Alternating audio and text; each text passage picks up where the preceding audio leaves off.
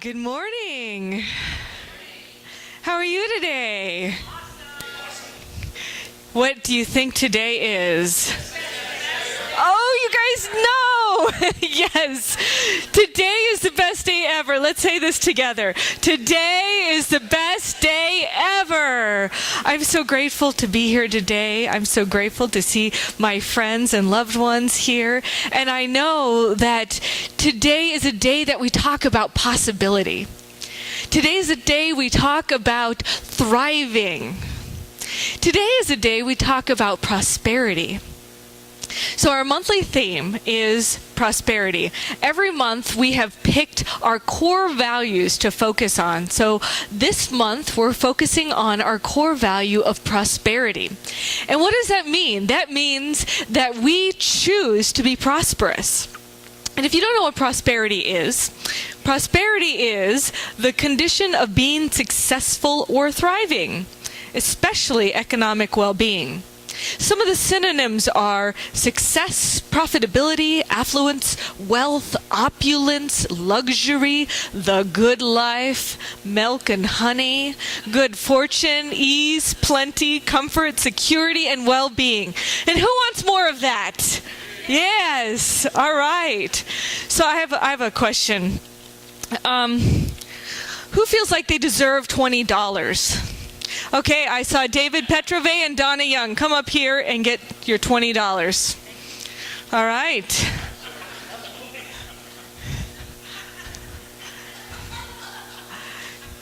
How easy was that, right? How easy was that? And isn't it amazing how many of you resisted raising your hand until other people raised their hands?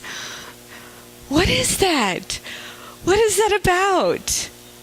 So it's very interesting how there's subconsciously a level of, do we deserve it? Are we deserving of it? There's something going on there. Something going on there because it's easy as that. It really is. There was this story about this guy in the Middle Ages. And this evil baron came to his house and he took him captive, and he drugged this guy. The jailer drugged the guy over to the castle and put him in the dungeon. He slammed the door and he locked it with this 1-foot key. Right? He locked it, and the jailer was there. Yep. And every day the jailer would unlock that door and put the bread and the water out. Then he'd close the door, and the guy would hear a little click. And then, so he's in there, and he's in this dark, terrible place, right? And he's so mad and depressed that he's in this dungeon, and it's dark and it's terrible. So he sits there for 20 years, and every day he gets his bread and his water. And finally, after 20 years, he's like, I'm done. I want to die. I'm so unhappy, I want to die. So I don't want to kill myself. What I want to do is, I think I'm going to attack the jailer, and then I'm going to have him kill me in self-defense. So that was his plan. That was his brilliant plan. So he comes over and he's like, okay, well, I'm going to stage this plan. Let me look at the door. Let me check the door. Let me get this. And he goes up to the door and he turns it, and it clicks, and it's unlocked.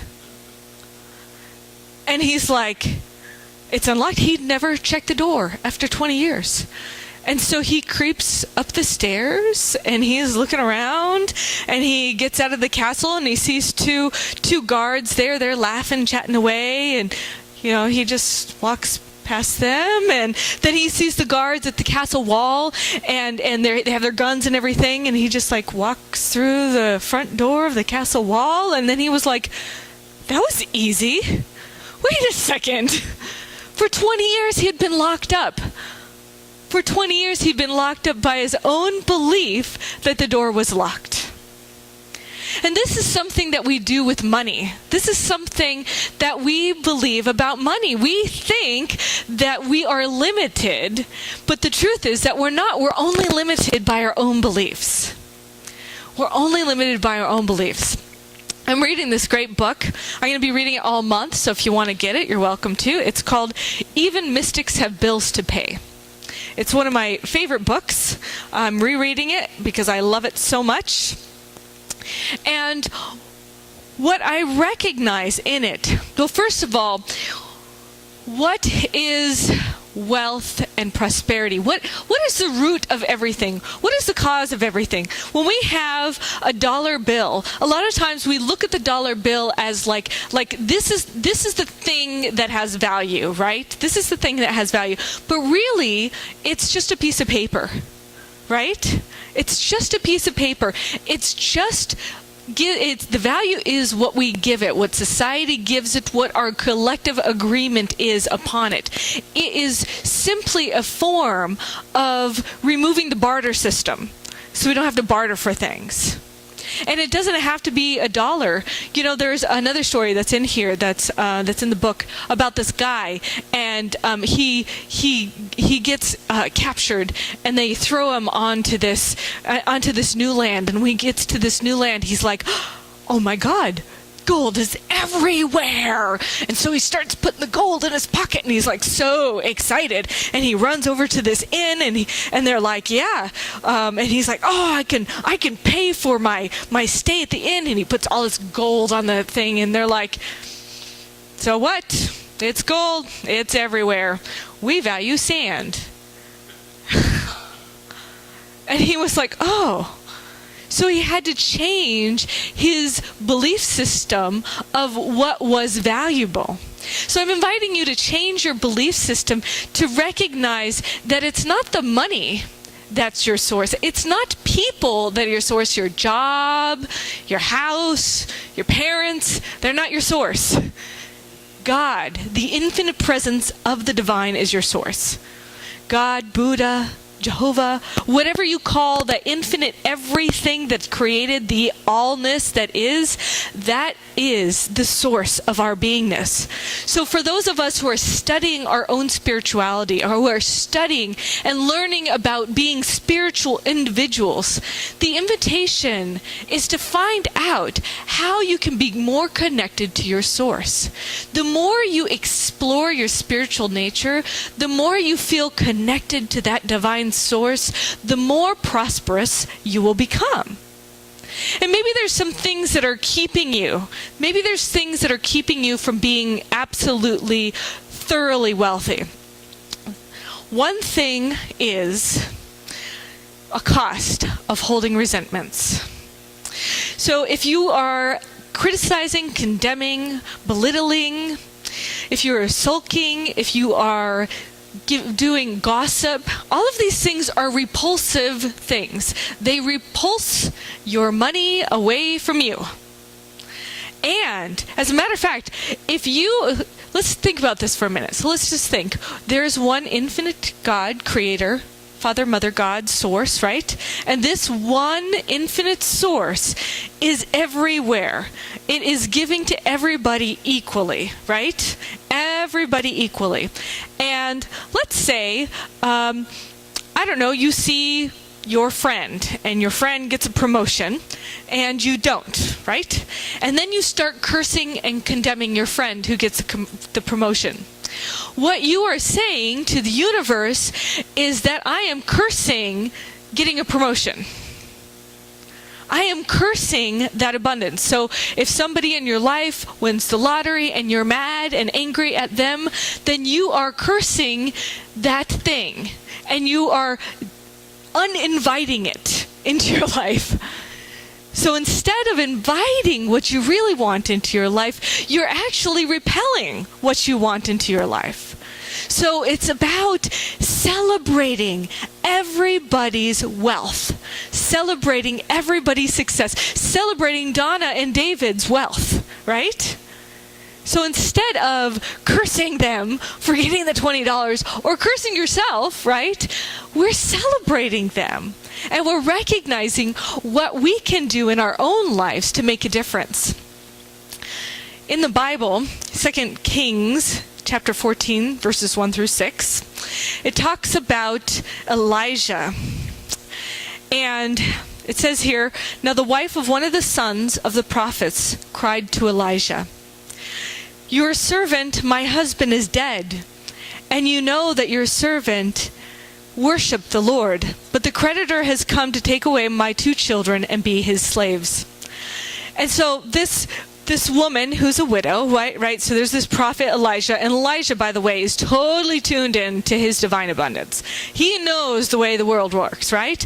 And one of his people who's been helping him out has died, and the wife of that person is like, "Hey, you're saying that we live in an abundant universe. You're saying that God supports us all, that we have everything available. And yet here I am, I'm a widow, and I have my sons to take care of, and all I have is this 1 bottle of oil." And so Elijah's like, "Hey, that's cool. That's all you need." And he says to this widow, he said, "You know, why don't you have your sons go out and get all of these empty vessels from all your neighbors' houses, okay?"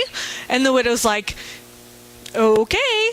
So she goes ahead and she has her sons gather all these vessels, and then he starts pouring the oil into these vessels. Now at the time, oil was like super precious commodity. This is like gold, right? And so he starts pouring the oil in. And as the sons keep bringing these empty vessels, the oil keeps coming out. It keeps flowing. It keeps flowing and flowing and flowing and flowing.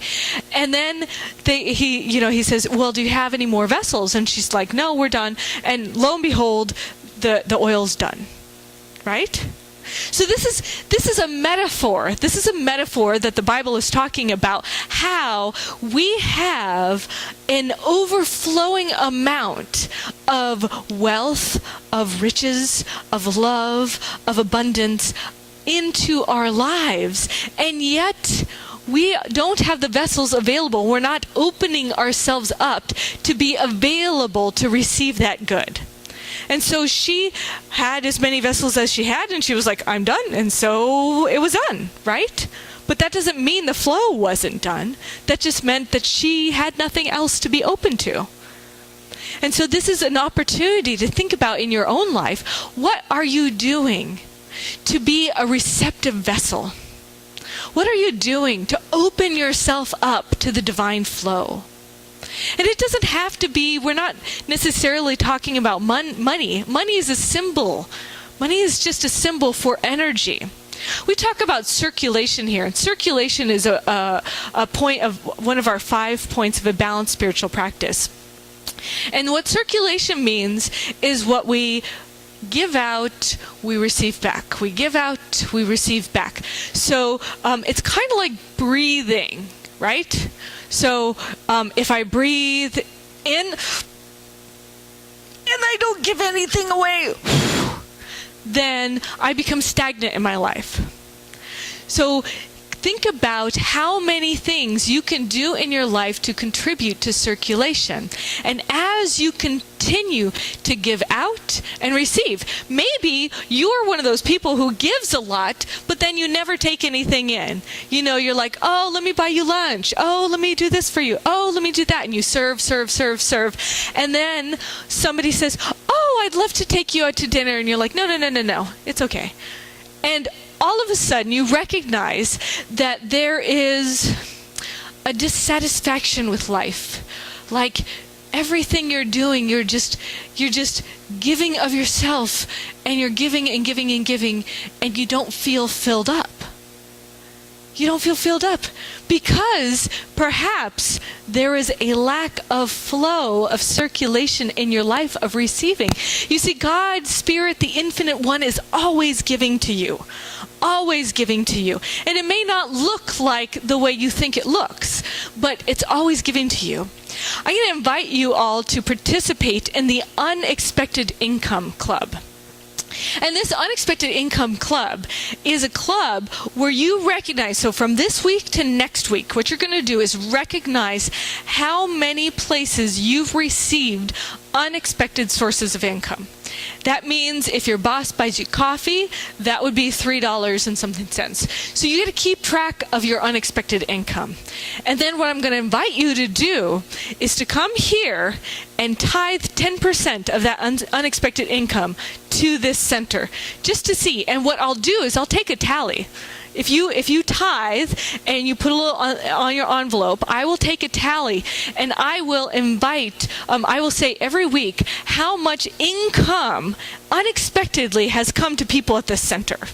Because I'll know you tithe 10%, so I'll know what the bigger number is, right? So I'm going to invite you to take this on. Are you willing? Yes. All right. Okay, cool. I'm willing. I'm going to do it. I'm very excited about this.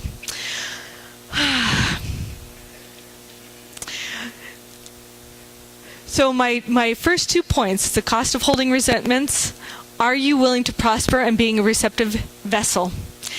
And the other thing I want to invite you to do is to place God first. Place source first. So whenever you're in flight school, there's this part of the training.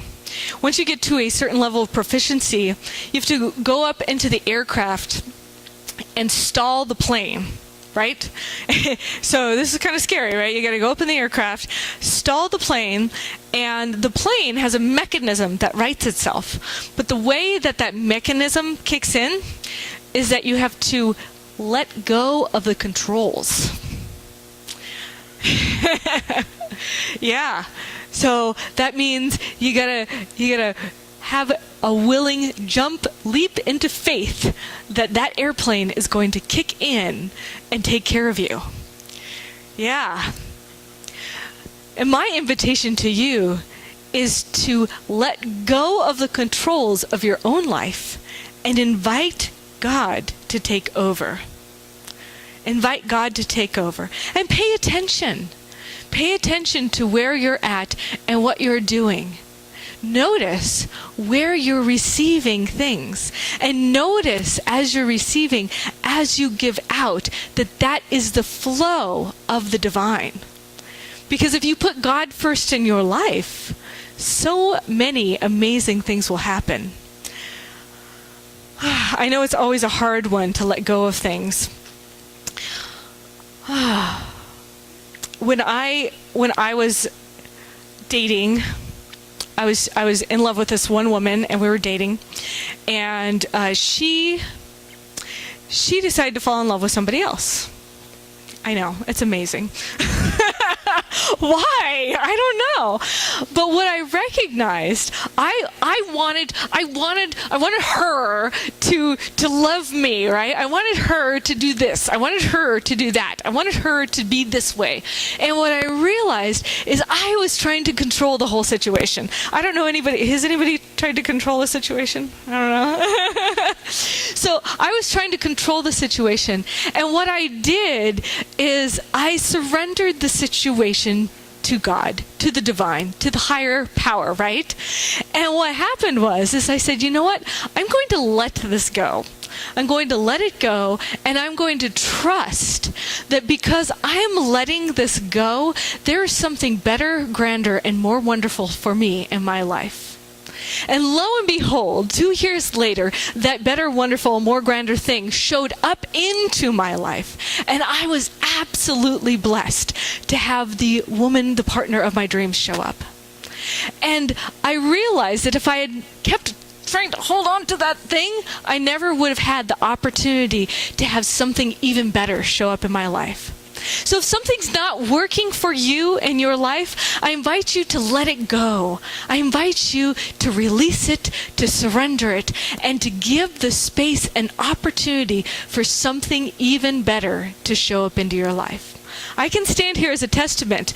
I've let this happen to me, both with my finances, with my relationships, and every aspect of my life. And my life keeps getting better.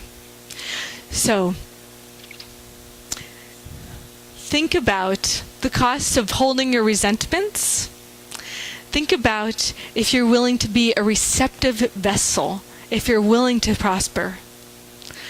Put yourself on the unexpected income club. And the third thing is, put God first. Know that no matter what you do, there is something bigger beyond you that's got you on its radar, that knows that you are worthy of abundance, of prosperity, and of love. And I know it and I claim it for each and every one of you. Namaste.